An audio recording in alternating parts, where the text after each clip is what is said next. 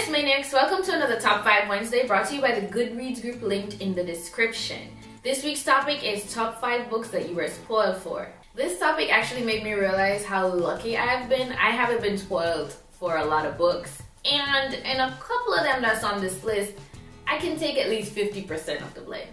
Getting right into it, at number 5, we begin with The Hunger Games by Susan Collins. This is one that I take partial blame for. When I was studying in Barbados, me and one of my roommates had a friend tell us that he was going to carry us to the movies. I don't know who chose it, but I had at least been aware that this movie was based on a really popular book series. And because we're gonna be a little bit late and because I don't like being out of the loop, I actually looked up the plot and read it on Wikipedia right before we went to watch the movie, and then I had to read the book after. Well, I didn't have to, but I knew I was going to, or I knew I wanted to. I still enjoyed the book. I enjoyed the whole series actually, and watching the movie first did not take away from it in the least, and that's why it comes in at number 5. Coming in at number 4 is One Man Guy by Michael Barakiva. Now this one, I don't know how much blame to take in terms of being spoiled for it, but there's something significant that happens, and I found out about it before I even opened the book because I decided to scroll down, not to the reviews, but right before the reviews on Goodreads, and there was a question that was asked about the book. It was not flagged as a spoiler. In and of itself, it doesn't seem that big. But I knew there's a reason why this person asked it. I could not get it out of my mind, and so when I came upon the scene that introduces why it would be relevant, I realized, and I was so mad. Like, there have been times when it's happened where I've seen something that looks like it's a spoiler, and I'm like, maybe it won't be that big of a deal, and I've been right. I wasn't right in this scenario. That aside, I still enjoyed the book. It didn't take too much away from it for me, and so that's why I said number 4. Now for number 3, we have The Notebook by Nicholas Sparks. Here's the thing. I didn't know that this was based off of a book when I watched the movie years ago in high school. Now you would think that it's just point blank, you watch the movie and that's how it spoils it by telling you the plot. No. I felt like the movie ruined this for me because the movie was that much better. The feeling that I was left with after reading this and comparing it to the movie experience, that's why I felt like it was spoiled for me, and that's why it's number 3. Coming in at number 2 is Me Before You by Jojo Moyes. This is another one where I will take the blame, but I need you guys to bear with me, okay? It was an innocent mistake this time. It was when I was scrolling on Amazon and they had both books beside each other. I don't know which one it was that I had clicked on first, but at some point I clicked on the sequel. I think I honestly was confused. I didn't know if they were part of the same series or which one came first, even though you'd be like, well, that's one says Me Before You and one says After. Don't shame me right now, you guys. Just try and feel my pain. But in the synopsis of the sequel, it basically tells you what happens at the end of the first one because they're picking up from there.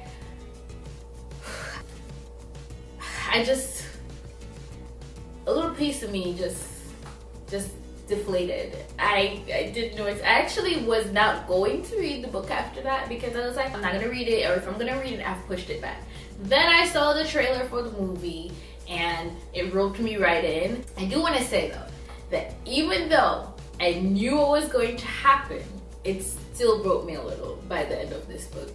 I wasn't holding out hope for a different ending, but I feel like she wrote it well enough that she pulled me in, and even though she told me what would have happened, technically, because of the synopsis of the sequel, I still felt it. Now, while it didn't take away from my enjoyment of the book, it was big enough of a spoiler that it has to be up at number 2.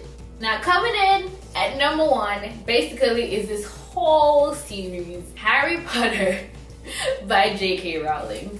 But to be specific, 5, 6, and 7, those were the ones where I could not avoid the spoilers, you guys. And Oh God, I can't explain how it hurt me. And I don't care that it was 10 years since the last one or whatever has been published. I felt like there were ways in which I was actively avoiding being spoiled, and I still had some what I call very malicious people break things to me that I just, what is wrong with you people? Now I know that Harry Potter is such a major part of pop culture that people just do Potter speak. Like in everyday conversations, they'll just throw things out there where if you don't know the history of the book, you might be lost.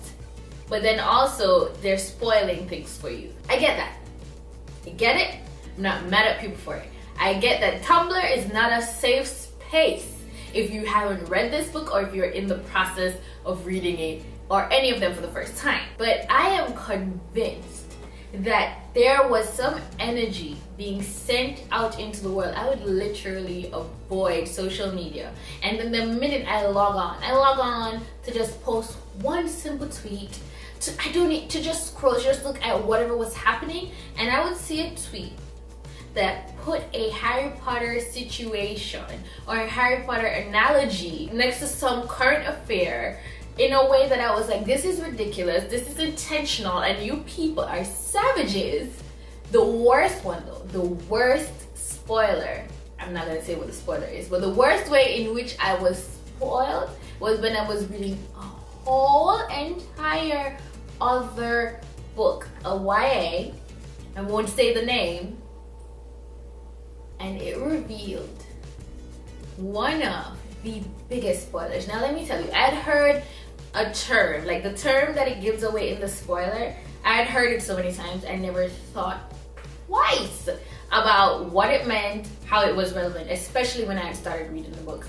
I even wrapped a line using that term in the audiobook for Midnight Taxi Tango, which you can hear me on if you go and purchase it. Just find it somewhere on the internet, or I may link it somewhere. I digress. As I said, didn't think twice about it.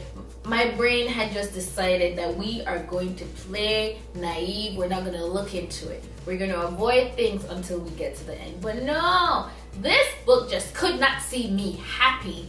And I read this big freaking reveal. I was so mad, I almost threw the book away, except it was on my Kindle, well, my tablet, my Kindle app, and I couldn't. I'm still mad. I'm still mad about it.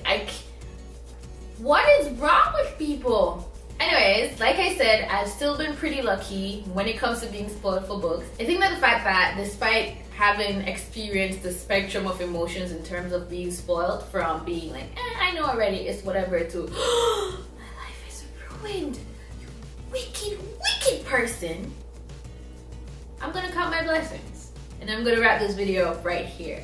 Feel free to hit that like button and to share it all over. Subscribe and tell your friends all about it. And I'll see you next video. Bye. Reza is queen. Reza is boss. Reza is it.